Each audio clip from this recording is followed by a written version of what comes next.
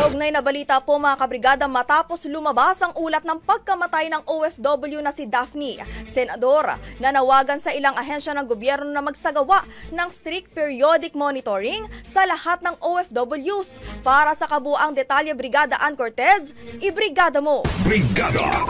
Live report!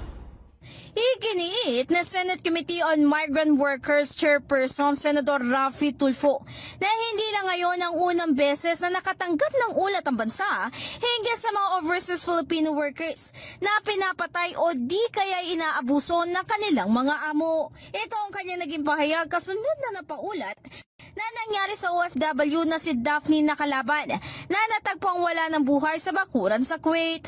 Kasunod nga ng paglapit ng asawa ni Daphne upang humingi ng tulong, ay tiniyak ng senador na nakikipag-ugnayan na ang kanyang tanggapan sa Department of Migrant Workers at Department of Foreign Affairs para alamin ang buong detalyeng nangyari dito at mapanagot ang sino mang mapatunayang pumatay dito. Samantala, upang maproteksyonan ang iba pang OFWs, ay nanawagan ng senador sa mga concerned agencies na magkaroon ng strict periodic monitoring lalong-lalo na sa mga nakabase sa Middle East na siyang madalas na nagiging biktima ng mga pang-aabuso.